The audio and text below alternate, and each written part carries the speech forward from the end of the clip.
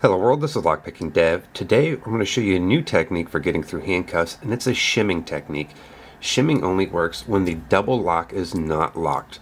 So the double lock of the blue bars right here, if we push in this over here, you see it moves over, it's locked, so our red pawls cannot go up. So shimming will not work. Shimming can only work when, if I can get this unlocked real quick, there we go, move our double lock out of the way. Shimming can only work when our red pawls can move up and down right there like so. The reason being is we have to be able to push the cuff blade in 1 or 2 notches in order to get shims to work. And what shims are, they're basically thin pieces of metal. These are shim stock bought from CLK supplies. These are for locks, for when you're shimming. Always shim your locks when you're gutting them so you don't have mistakes. But both of these work, including the extra shim thin pieces right here. But I'm going to use the normal pieces. They work because they're stainless steel, though. That's something to point out, is your shims do have to be strong enough to work here. And I'll show you a little bit more of that in a second. First, let's show how shimming works.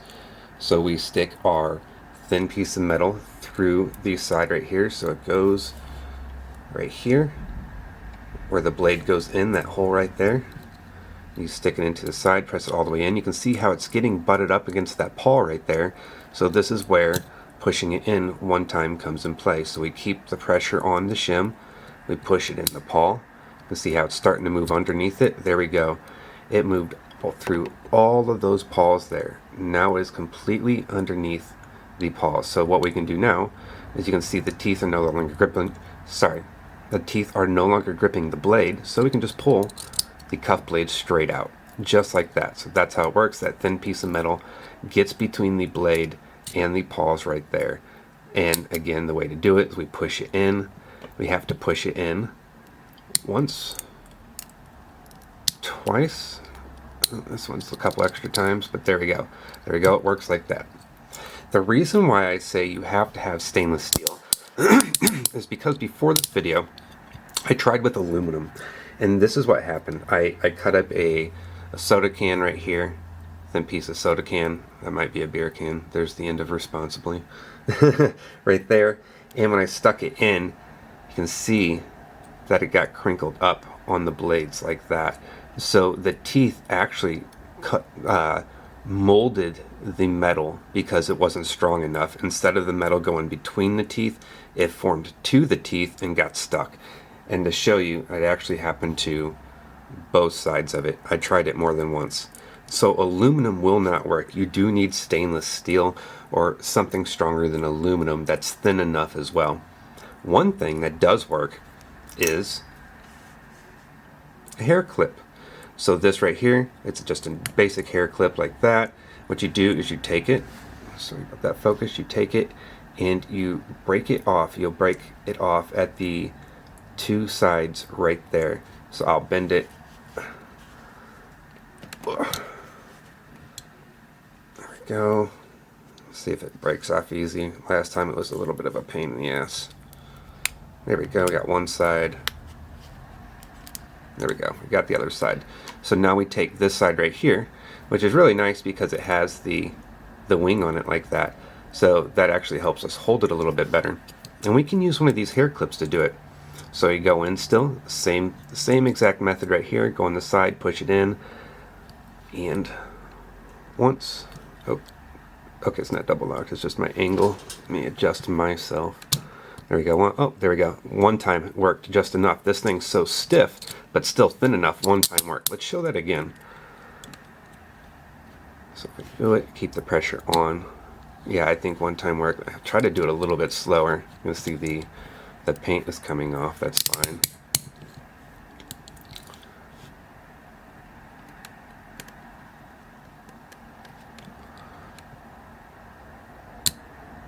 Yeah, I think it was maybe one or two times. If thing's so stiff, it actually helps push the pawls up, is what it seems like. So the hair clip works really well as well. And this side, just so it's said, this side does not fit in. So you are just using this side of the hair clip alone. So that is how shimming works. Here's another great tool for shimming, an actual handcuff shim. These can be found in some lockpicking stores on occasion and sometimes at conventions. The difference between the thickness of our shim and our hair tie or our hair clip is the hair clip is 0.3 millimeters thick and this is 0.6. And I'm sure if our hair clip lost its paint, it'd be a little bit thinner, but it shows that these handcuff shims are a perfect thickness. And the way they work is the same as all the rest. It's just the stick it in, push it as far as you can in, keep your pressure there, and then click your cuff in. There's one time. And there we go. See, the second time usually does it. Let's see if we can do that again. So get it clicked or relocked. Put our handcuff shim in there. Add our pressure. See, it goes once. There we go, twice, and inside right there. So there is a handcuff shim. The cool thing about these is, of course, you can find them in some stores, like I mentioned, and they fit inside of a chapstick tube. We have our Smith Wesson Model 100s here, and so we're going to bypass it now. So we take our thin piece of metal, we're going to go down the teeth right here, down between the teeth as far as we can. Try to get it nice and seated there, and what we do now is we keep our pressure on it. That way when we push our teeth in, it goes in with the teeth. Push it in. So once wasn't it. One more time. There we go. There is our open. So we had to get it clicked twice in order to go over those teeth, and I left it in there to show you what I mean. So if I turn it to the side right here, you can see how far that shim had to go in. Let me zoom in there. How far it had to go in, so when I pull it out, you can see it exposes the teeth. So I had to put the shim in about 2 clicks. So it went in once, twice. I think the second time it went over all 3 of them right there. So made it easy. This is easier as well because I don't have to worry about the width of my shim, even though this one's perfectly wide. With other ones with multiple pawls, you have to make sure it covers both pawls, but this one only has one pawl, so it makes it easier. Now let's do our Smith & Wesson Model 100s with our hair clip. So we'll do the same thing. We go in around the side, keep our pressure in on our hair clip right here. Move it over, there we go, 1 click. Oh, 1 enough. So that helped show 1 was enough. The stiffness of the hair clip made it easier to get this open because it pushes the pawls up after the first click. So let's do that again. Push it in until it gets far enough in, seated, keep pressure on. 1 click. Yep, there we go. Oh. It started coming out. There we go.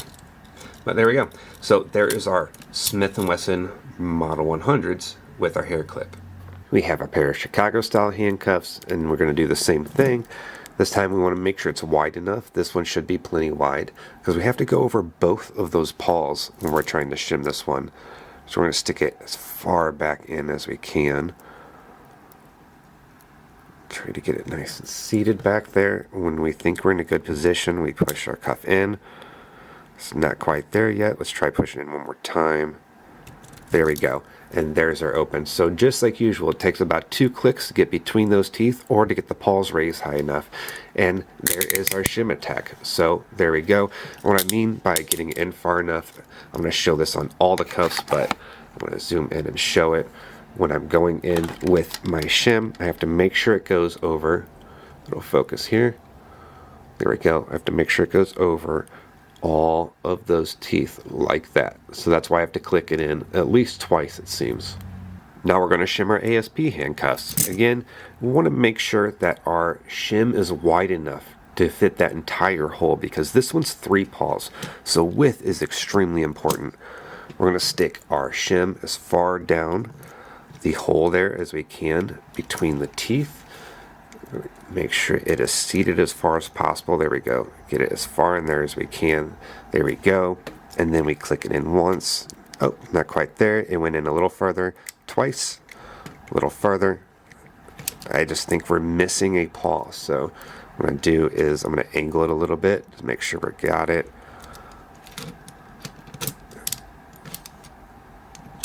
Yeah, we were missing an entire paw there. So this is what happens when your shim is not thick enough. So you can see that paw sticking up on the side. That's why it's not working. I will be back with a shim that is wide enough to shim these. We're back with the ASP cuffs, and we have a wide enough shim now. Let's give this one a shot. We'll stick it in here. Stay as far down as we can, like that. There we go. And now let's click it in. Once, twice, there we go, and there's our open. So one thing it did, it just pulled out the shim a little bit. This has a tight tolerance on it, so you have to be careful. That's why I'm keeping pressure as I'm doing this. It's because it's pulling out the shim as I'm doing it. So there we go. We finally got her open. But in the process, we completely destroyed that shim. But it was possible to get it open, and it worked because our shim did go over all three of those pawls this time. So let me get our shim. And see, it went over all three of the pawls this time. There we go. There is shimming our triple paw cuffs. Remember that shimming attacks only work when they are not double locked. If they're double locked, you cannot push it in like that. Here's another type of shim slash bypass. I would say it's more of a bypass because you're not shimming anything. Take a turning tool. Yes, it's a thicker piece of metal. It'll only work on certain locks that have enough room for it. Stick it up here between the teeth, get it in there, and get it in each of your paws right there, and you're still going to click it in one time, get clicked in, and then you can pull it out. Now that you see, what you're noticing is this is just holding these paws up. It's not shimming anything. The pressure that I'm pushing on it, that I'm adding with the turning tool, is just holding those paws up, so I don't even have to shim it. So all I do, again, is I'm going in, pushing on those paws, and I have to click it once in order to get them to raise, but once they raise, the pressure from my turning tool keeps them up, and I can just lift the cuff out like that. We have a pair of Chicago handcuffs on. Now we're going to demonstrate the paw pressure attack on them. It is a little bit easier to do when it's actually on your wrist. So again, you take your wiper blade, street sweeper bristle, your thin piece of metal, whatever you can right here. You keep your pressure on it like this. You push it in. Now you've got to push your cuff in. There's once, not quite there. Twice, there we go. There's our open. So we had to push it in twice in order for those paws to get lifted high enough for our pressure to keep them up in order to get our cuff off. We have the ASP triple cuffs on. Now we're going to do the pressure bypass on them. So what we need is a tool that's wide enough to go over all three of the paws there. We get it in. This is a tight fit. So I'm going to try to shove it in as far as I can without clicking anything in. There we go, because I don't want to ratchet it in on accident unless I need to. I'm going to click it in once. Oh, there we go. There we go. So we had to do it twice, but there we go. It just happened really quick. So the pressure bypass worked on these as well.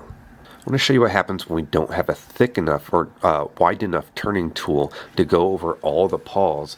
So this is our triple paw cuff. What we have in there right now is a wiper blade that is not wide enough. So if we look at this one that we initially used that we're sticking over it, it covers all of those teeth pretty well.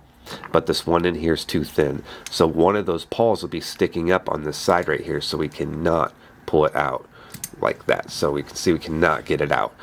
But if we angle this over like that, then add some pressure on it to keep it in there, probably, there we go, then we can get it out. So it has to be at an angle if it's not wide enough in order to get it out. But if it goes over like that, oh, it did come completely out. I think it's probably because it was mostly out already.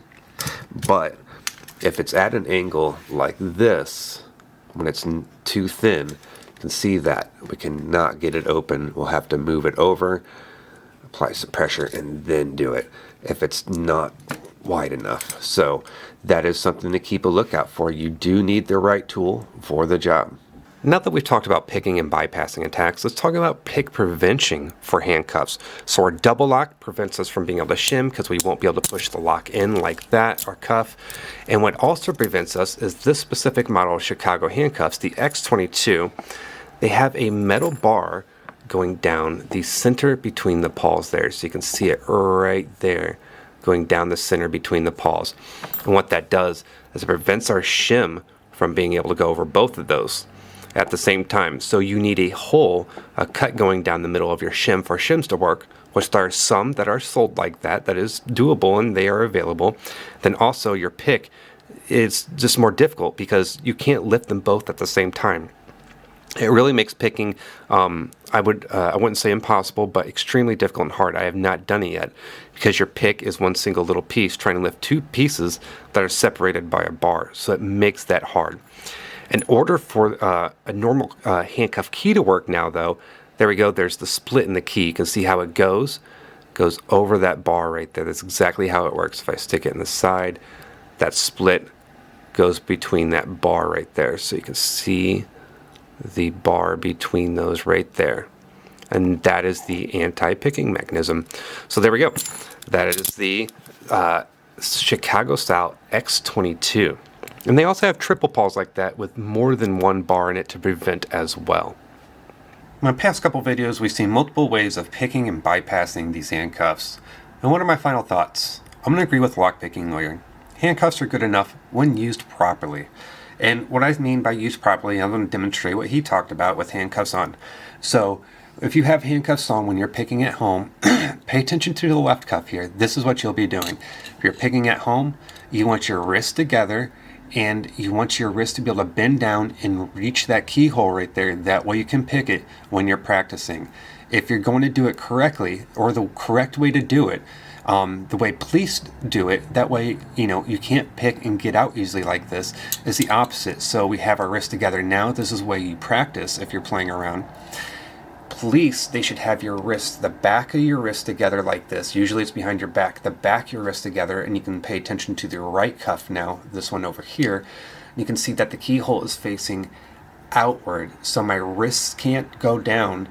Even if I was able to turn my wrist, it can't go down and hit that keyhole right there. So this is the proper way to place handcuffs on. And handcuffs, when you buy them, most of them will come with instructions teaching you and showing you how to do things properly. So when people are being detained, this is the proper way on the right side.